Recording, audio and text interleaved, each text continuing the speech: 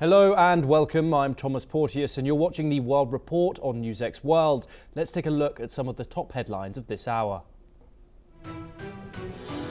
US forces leading the anti-jihadist coalition are set to complete their withdrawal from Syria within a month, according to multiple sources. The United States, which deployed troops to back Kurdish-led forces against ISIS, has already begun leaving a major base in the northeastern region.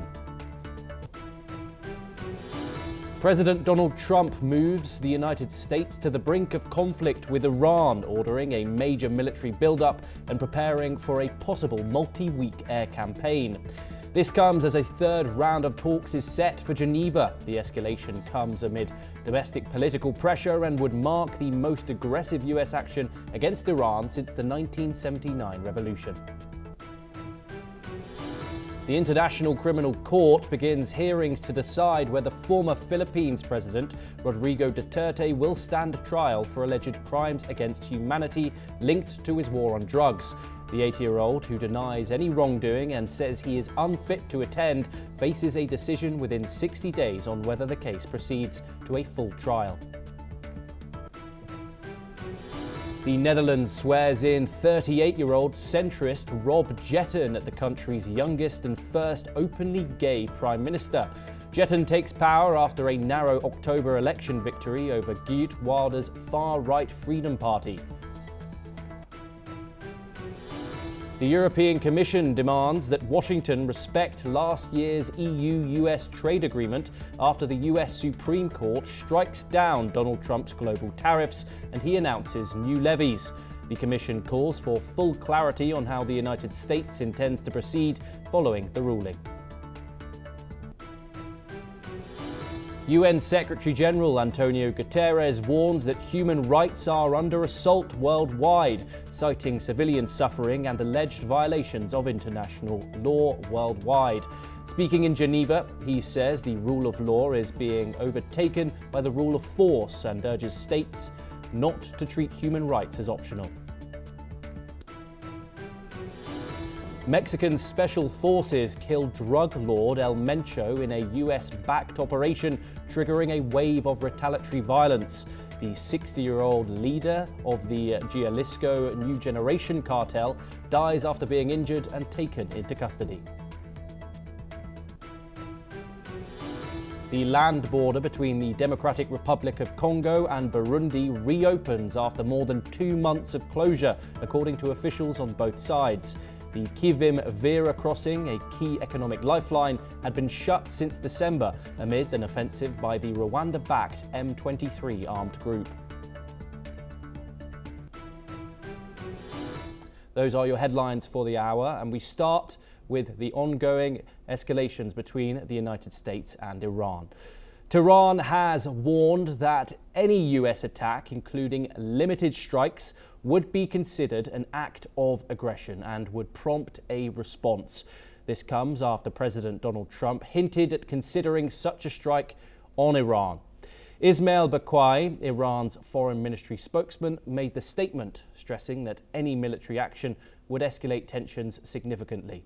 Let's take a listen into them. And with respect to your first question concerning the limited strike, I think there is no limited strike. An act of aggression would be regarded as an act of aggression, period. And any state would react to an act of aggression as part of its inherent right of self-defense ferociously. So that's what... Meanwhile, in a related development, the Indian embassy in Tehran has issued an advisory warning urging Indian nationals in Iran to leave the country immediately due to rising tensions and the possibility of US strikes. The advisory applies to all Indians, including students, pilgrims, business persons and tourists. Citizens are urged to use available means of transport, such as commercial flights, and are reminded to keep their travel documents, including passports and IDs, readily accessible. The embassy also encourages registration and has provided emergency contact numbers and an email for any assistance. Joining us now to discuss the ongoing tensions between the United States and Iran is Professor Rohan Gunaratne. He's an international affairs expert joining us live from Singapore. Thank you very much for joining us, Professor. It's always a great pleasure to talk to you on these issues. This, of course, follows the announcement that we have a third round of talks coming on Thursday. Given the escalating tensions and these statements coming from both sides, do you have any hopes for any major developments coming out of those talks in Geneva? It's very good to see you, Thomas. What we are witnessing is there are going to be talks on Thursday, but the United States has right now deployed a third of its Navy and a third of its air capabilities in the Middle East with the intention of regime change. Of course, President Trump has openly declared that his main concerns are Iran's nuclear program to build a functional weapon. Second is, of course, its expanding missile program, both ballistic missiles and cruise missiles. And the third is, of course, Iran's support for various terrorist proxies, notably the Lebanese Hezbollah, the Hashd Shabi in Iraq, and Ansarullah of the Houthi movement in Yemen. But what we are seeing is the problem is much greater than that. That is, as long as the Ayatollahs are in charge of Iran, there will be suppression of its own civilian population. And very significant percentage of civilians have now turned against the regime. So President Trump has made a request that Iran hands over the enriched uranium and dismantles its uranium, its nuclear program completely. And the Iranians are unwilling to do that. And Professor, talks of a limited strike are floating around, possibly something like we saw in Caracas in Venezuela, which of course did not lead to conflict. However, the Iranians here are saying that that would be an act of war. Do you think Donald Trump is balancing things in the correct way, approaching things with diplomacy, but also floating the aspect of serious military intervention here? A limited strike could not be so limited, possibly, something that could spiral into something much, much bigger. What President Trump means by a limited strike is to attack the Iranian Revolutionary Guard Corps infrastructure that is sustaining the nuclear and the missile and the program to support the terrorist proxies. But certainly that itself is insufficient. There needs to be what you call a regime change. And as long as there's no regime change, the threat will continue from Iran. So if the Iranian regime is unwilling to concede, then of course the US will do a major attack and ensure that either Ayatollah Khamenei is surgically extracted like what they did with Maduro, or they will certainly ensure that there is a new regime in power in Iran. And of course, the Iranians have made statements saying that they are willing to negotiate enrichment. However, what is off the table is its missiles and its support for regional proxies in negotiating. Is a decline in nuclear enrichment feasible to bring to the table when it comes to stopping the Americans from striking militarily? Or is that simply not enough for the Americans at the negotiating table? That is the very first request that has been made, but there are many others. I think that is the first pillar of negotiation, because that is the challenge for the United States and the rest of the world. Because if Iran develops a functional nuclear weapon, there will be an arms race in the Middle East, and there will be other countries that will attempt to develop nuclear capabilities. Professor Rohan Gunaratne, thank you so much for joining us as always. It's a great pleasure to talk to you on these issues in particular. We now have some breaking news coming in from Europe coming up next, and European lawmakers have announced that they would freeze a key trade deal with the United States following a Supreme Court ruling that struck down President Trump's tariffs. European Parliament negotiators will meet later today to fully agree to suspend plans to approve the deal, which was set to be endorsed by the Trade Committee. Lawmakers across different parliamentary groups expressed support for delaying the deal until there is further clarity on the implications of the court ruling for the European Union. Joining us now to discuss this breaking news is Peter Cardillo, a chief economist at Spartan Capitals. He joins us live from New York. Thank you so much, Peter, for joining us. This Supreme Court ruling, of course, announced just a couple of days ago, has made things extremely complicated for Donald Trump. What are his next moves following, of course, a new announcement that there's going to be an extra 15% added on? How is he going to navigate this, as well as do you think that other countries who have already agreed a trade deal with the United States, do you think they're going to follow suit in doing this? Well, for one thing, it throws the trade deals in chaos, and we're already beginning to see, the EU saying we're not going to sign it, and the contract that was supposed to go into action, and I suspect that he's going to have a harder time negotiating with China, India. There might be some problems there along the way, and I think that he might just be doing this as leverage to get them to sign deals that might not be as favorable as he wanted, but still somewhat favorable for the United States. So I kind of think that that's probably what the outcome is going to be.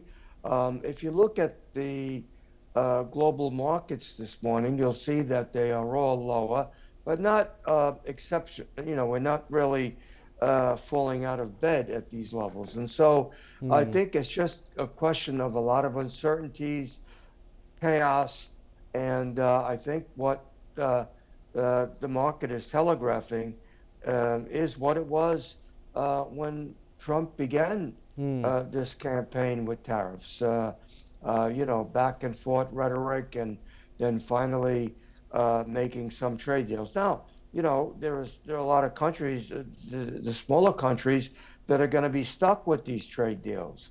So I don't know if they have the strength to renegotiate. Of course, the bigger countries, such as China, the EU, and India, probably have more leverage, and so eventually there will be deals struck. Peter, you mentioned uncertainties. It's been almost a year now, about 10 months since Donald Trump held up that big board announcing his staple trade policy, his staple economic policy of his second term being tariffs. Does this Supreme Court ruling throw everything out into the water for him? What questions need to be answered?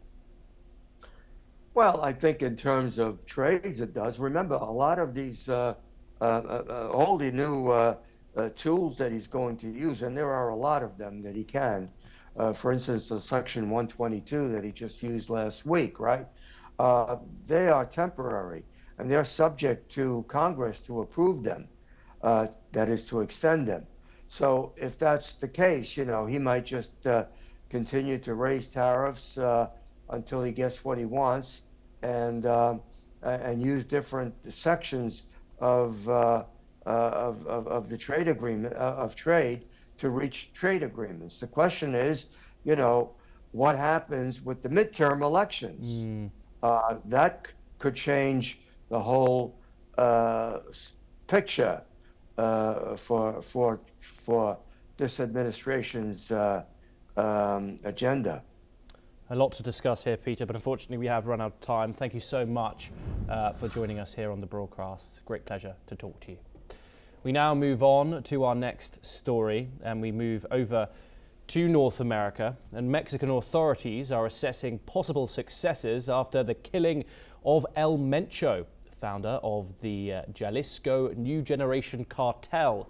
The operation was carried out by the Mexican army with intelligence support from the United States, which had offered a multi-million-dollar reward for his capture.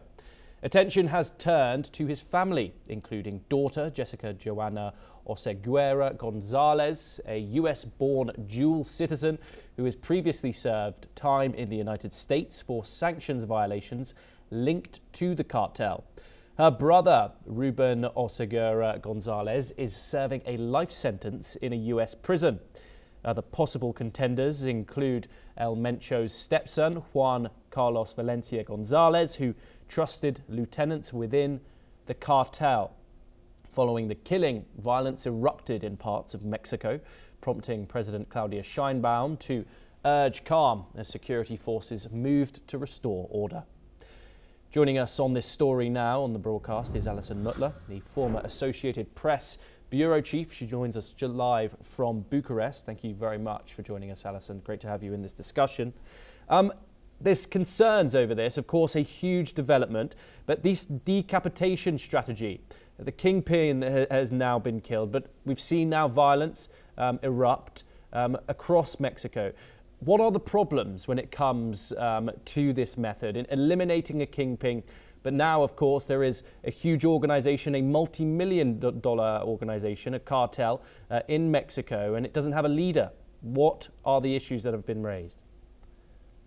Well, it's a many-headed hydra. The cartel has branches and people everywhere, and even with the kingpin gone, eliminated, neutralized, killed, there will be, other lieutenants who can step in, because in this kind of organization, the hierarchy is very important, and it's not something that is, run like a sort of dictatorship in North Korea.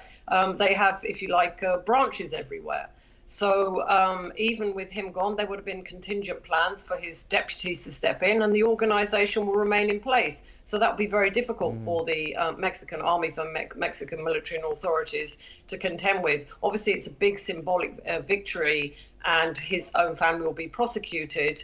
But it's not the end of the cartel for sure, because these are huge organizations, and they're very well organized. And it's not just centered in one place; it's all over Mexico. Indeed. The United States, this is a joint operation. How will Washington be looking at this? We've heard Donald Trump be very, very vocal about his concerns over fentanyl coming from Mexico into the United States. Do you think he'll be pleased at this news, or the possibility of this might spiraling into something wider? I think he will claim victory. It's a big symbolic victory, as you said in your before, that the US offered millions of dollars a reward for capturing and having eliminating El Mencho. So obviously it's a big victory on paper. It looks, the kingpin is gone, he's dead, but he knows there are problems. But knowing Donald Trump, he's a politician after all. He will focus on what is good and what makes him look good. But it doesn't mean the problem with fentanyl has disappeared quite, not at all. But he will, claim victory for his supporters, his MAGA supporters, other supporters. Look, I've managed to do this. I've managed, he will focus on that. He won't focus on the difficult problems that still remain. Alison, thank you very much. Do stay with us as we turn over to our next story. South Korean President Lee Jae-myung has held talks with Brazilian President Luiz Inácio Lula da Silva in Seoul. The leaders have agreed to strengthen relations in trade, key minerals, technology and culture, with plans to elevate their bilateral partnership into a strategic alliance. Both countries have also committed to collaborating for stability on the Korean peninsula. Moreover, President Lula has stressed Brazil's rich reserves of rare earth minerals and nickel, expressing his government's desire to attract investments from South Korean companies. During the meeting, 10 memorandums of understanding were signed, covering a range of areas including trade policy, core minerals, digital economy initiatives, and other things. Let's take a listen in now to what the leaders have shared during the meeting. 오늘 저와 룰라 대통령님은 우리 양국 관계를 전략적 동반자 관계로 다시 한번 격상시키기로 하였습니다. 우리 두 정상은 한반도의 평화가 동북아 평화를 넘어 전 세계 평화에 깊은 영향을 미친다는 점에 공감하였습니다. 늘 말씀드리지만 싸울 필요가 없는 상태, 즉 평화야말로 어렵지만 가장 튼튼한 안보입니다. O Brasil possui a maior reserva mundial de nióbio, a segunda de terras raras e grafita e a terceira de níquel, além de outros minerais estratégicos. Temos interesse em atrair investimentos coreanos e empresas coreanas para nos ajudar no processamento de minérios. Next, we turn to The Hague in the Netherlands, and the International Criminal Court hearings against former Philippines President Rodrigo Duterte have begun, marking a significant moment in international justice. Mame Mandai Niang, the ICC's deputy chief prosecutor, emphasised that the case serves as a reminder that no one, not even those in positions of power, is above the law. Niang alleged that Duterte was directly involved in the killings during his controversial war on drugs, which claimed thousands of lives. The hearing will determine if Duterte should stand trial for crimes against humanity, as prosecutors argue that he authorised and personally selected some of the murder targets. Meanwhile, according to the defence lawyers, Duterte continues to maintain his innocence. Alison Mutler joins us on this story once again. Alison, how much of a win is this for the International Criminal Court? Of course, it is one of the legal arms of the United Nations, something that has been under scepticism for the past few years now. You have ICC warrants out for the likes of Vladimir Putin, Benjamin Netanyahu, but Duterte was another individual and he was taken to The Hague. How is the world going to be looking at this trial as it develops? Oh, in sort of common parlance, it's a scalp. They've managed to get a former president. He was arrested last year in March. They've managed to get a former president who he will possibly stand trial. I understand he won't be appearing in court. He has a right not to. So it is important because there has been talk about what kind of teeth does this court have? Netanyahu and Putin are at large. Okay, they could potentially be arrested when they travel abroad. So it is important that the hearing is opened. He's not there. I suppose that is a blow to people who'd like to see him brought to justice. But this is just a preliminary hearing. So we'll be seeing, will the trial open? Will there be justice? Will there be justice for the victims during his time as president from 2011 to 2019? So it is a good opening. It is a good opening start. It's a good start for the court. It is symbolic as well that they've managed to nab, if you like, a former leader, former president of the Philippines. But we have to see how it goes. And of course, we have these bigger names. I mean, Duterte is not, necessarily a global name the way Netanyahu and Putin are, but he is still a former president, and atrocious things, abominable things did happen under his rule. What more can you tell us about the charges he faces? Crimes against humanity, about his some say brutal crackdown on drugs in the Philippines as his time as president. How was Duterte as a leader, and what was his attitude towards drug users and drug dealers in the country? Well, he allowed it to happen, allowed it to flourish. And crimes against humanity generally refers to a pattern of killing, which is not individual. A murder happens, and so it's a general thing that he just wantonly killed people, and it was all to do with the drugs that were going on, and that was allowed to flourish. And there were obviously rival gangs, rival cartels, and he tapped into that system and exploited it. And, these are the charges. He's not actually formally been charged, it's just suspicion at the moment. But from the evidence we're hearing, he played a big role. And there was no, there was no law in the country. It was just this sort of, he was allowed to act without any fear of a retribution. He considered himself above the law, and that's why this case is important, is because the ICC has striven to show that it will deal with former leaders, very powerful people who thought they were above the law, and bring some level of accountability. Alison Mutler, thank you so much for joining us here on NewsX World. It's a great pleasure to have you on the broadcast. Of course, we'll be following that trial as it develops. We now move on, and the United Nations chief, Antonio Guterres, has warned that human rights are under attack worldwide, citing severe violations in Sudan, Gaza and Ukraine. Speaking at the opening of the Human Rights Council in Geneva, Guterres stated that the rule of law is being outmuscled by the rule of force. He urged nations not to selectively apply international human rights and defended the UN human rights system, which is facing funding cuts and increasing pressure. He also highlighted the urgent humanitarian needs amidst collapsing aid budgets. The UN Human Rights Office, facing a significant financial crunch, is struggling to maintain its operations due to reduced contributions from key donors, including the United States. Let's take a listen into his statements. Human rights are under a full-scale attack around the world. The rule of law is being outmuscled by the rule of force. And this assault is not coming from the shadows or by surprise. It is happening in plain sight and often led by those who hold the greatest power.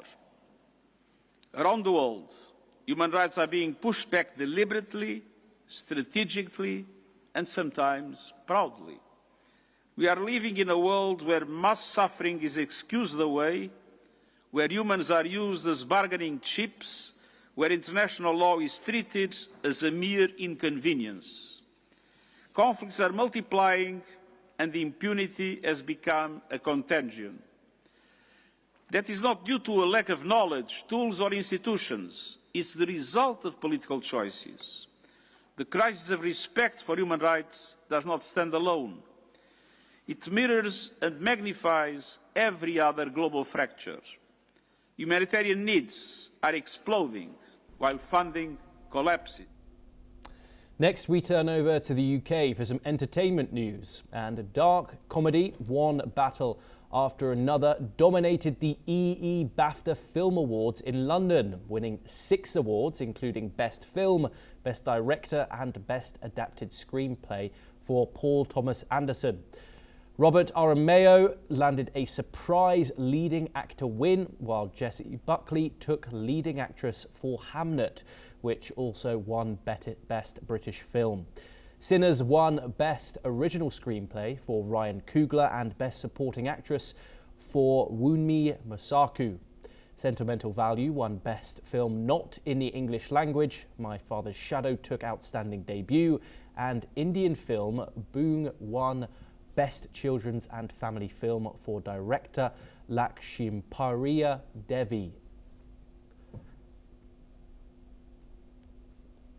We have some breaking news coming once again in from North America, and the Canadian government has said that Prime Minister Mark Carney will travel to India, Australia and Japan from February the 26th to March the 7th.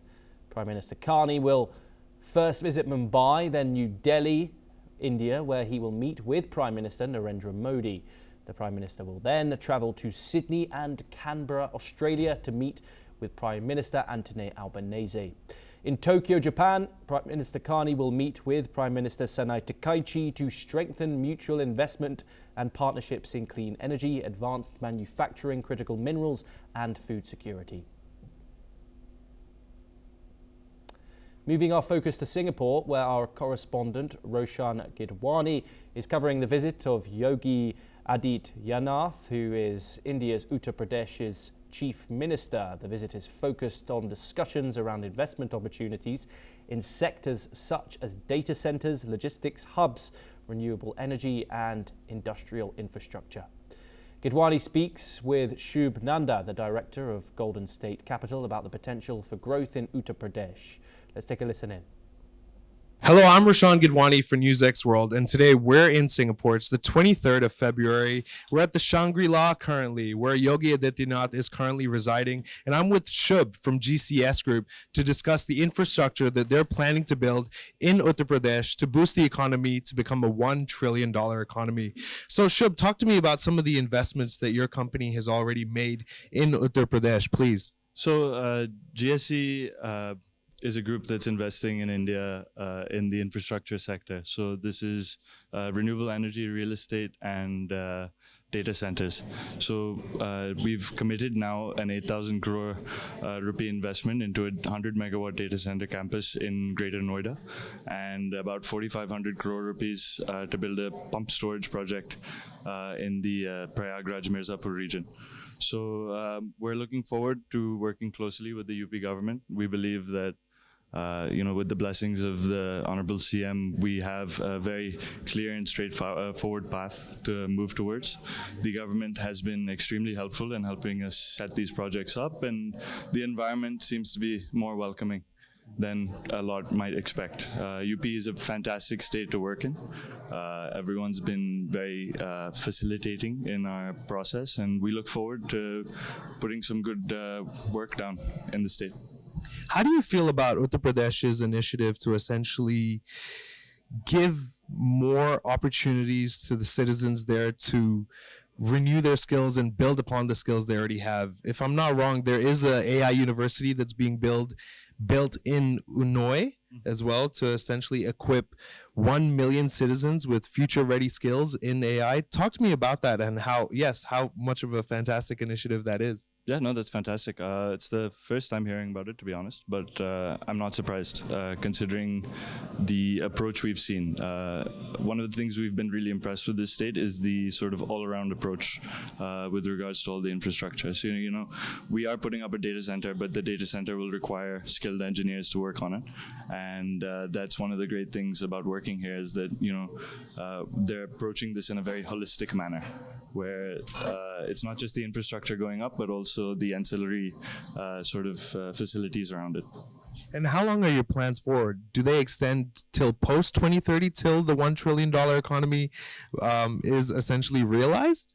Absolutely, yeah. Why not? I don't see why we can't make this a $3 trillion economy. If India is to go anywhere between 10, 15, 20, UP is going to be a massive driver in that. Fantastic. Thank you so much for your time, Shubh. Thanks. I'm Rashawn Gidwani for NewsX World. Well, that's all that we have time for this hour. Keep watching NewsX World for more international news updates.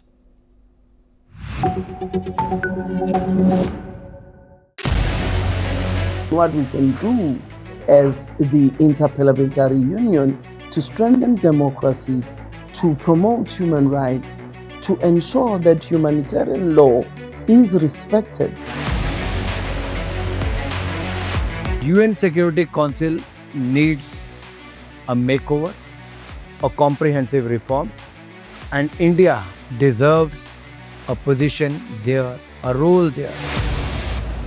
Prime Minister Modi during Operation Sindoor made it amply clear that war has never been India's choice. We are with the side of peace. We are neither neutral nor indifferent. We are with peace. We would have dealt with US a whole lot on trade and those kinds of things, and that's not as certain these days. So we have to go back and look at our European partners, our Asian partners. An opportunity to exchange, to have a dialogue, to have a debate on a different perspective on finding the solution of the conflict. First thing that is important to have a common ground, and that we do have with humanitarian laws and human rights, but also to say, okay, what does it mean for us as a country to act on these laws and how can we work together? When we realize that there's something wrong with democracy, the institutions and policies, values come together and we take stock, and it's possible then to improve and chart a new course for democracy. It's the people's right to self-determination, and if they want to be independent, they should be independent. We will not start a war against Greenland.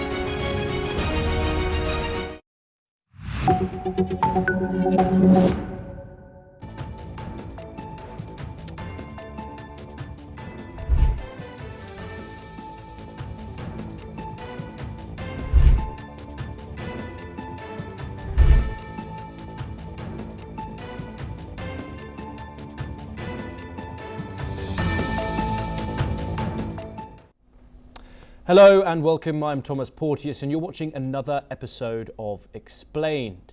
Today we discuss Mexico's El Mencho.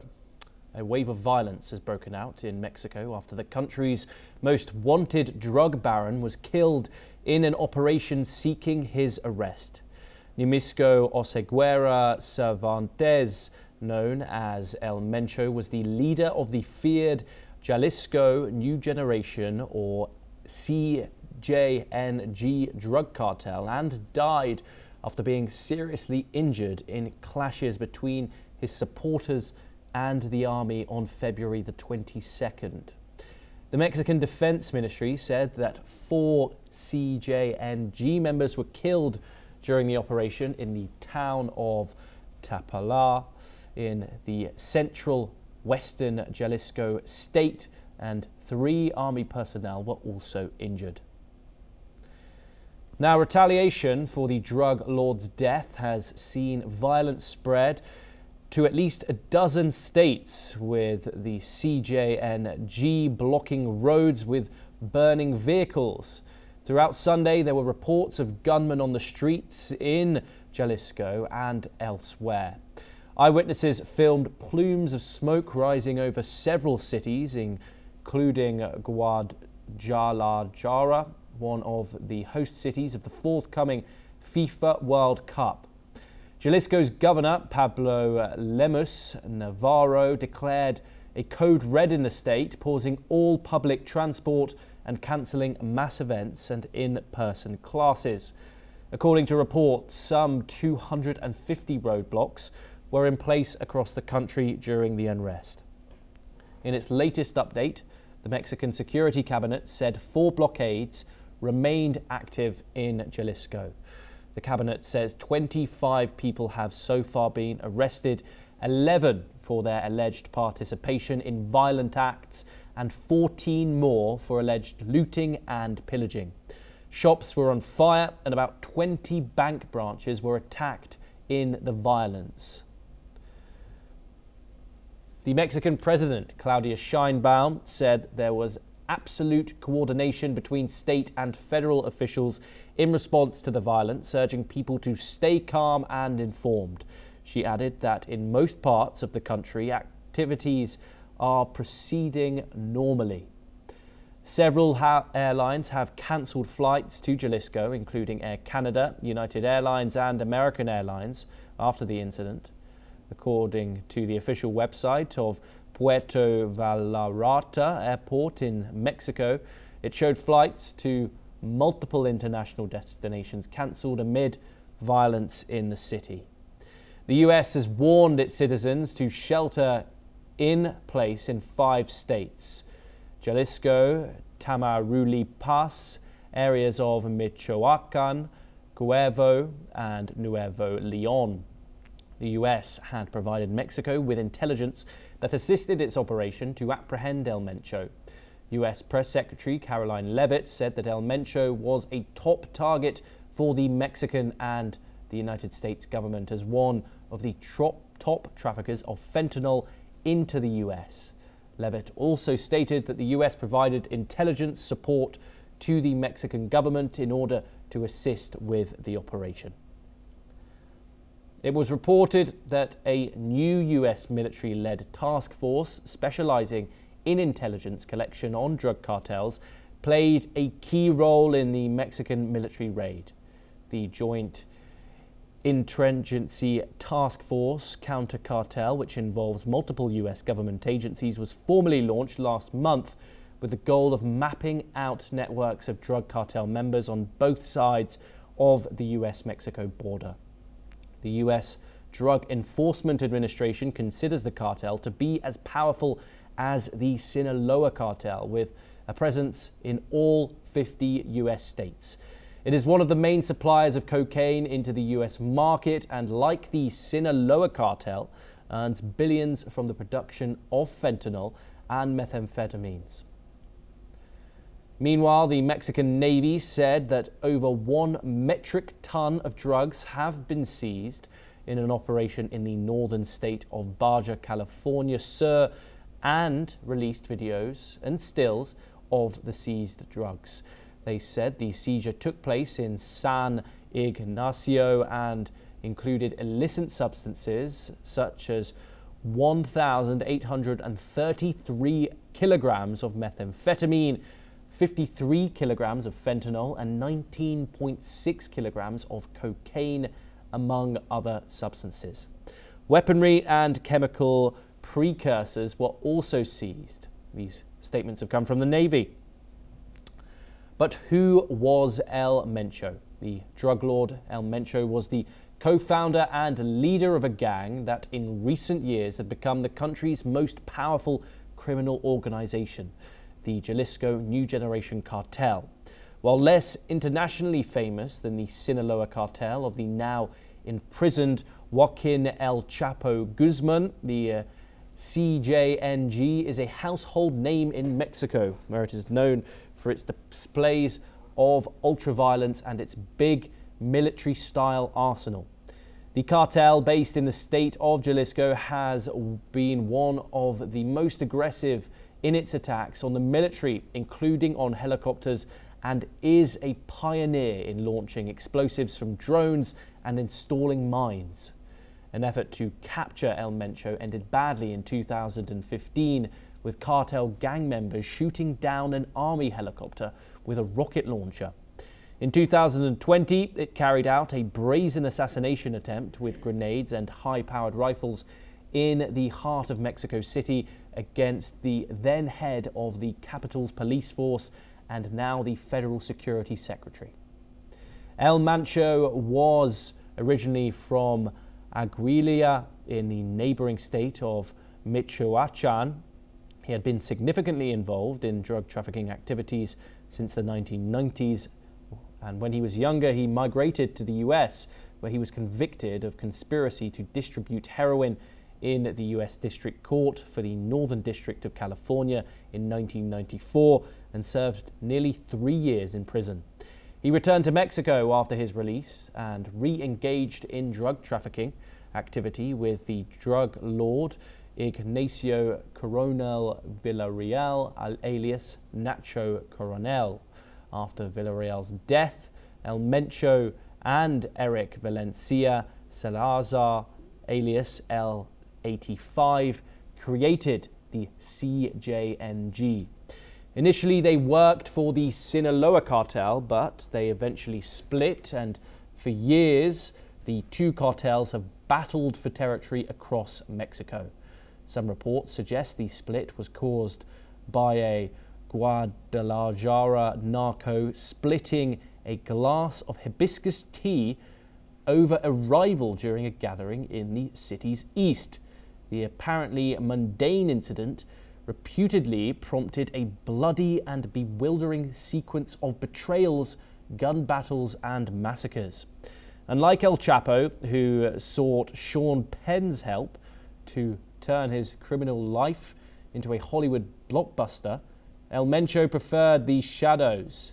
Few photographs of him exist. Since 2017, El Mencho had been indicted several times in the United States District Court for the District of Columbia. The most recent superseding indictment, filed on April the 5th of 2022, charged him with conspiracy and distribution of controlled substances for the purpose of illegal importation into the US and the use of firearms during and in connection with drug trafficking offences. El Mencho was also charged under the Drug Kingpin Enforcement Act for directing a continuing criminal enterprise. Well, that's all that we have time for on this episode of Explained. Stay tuned as we bring you more in-depth insights and stories that matter.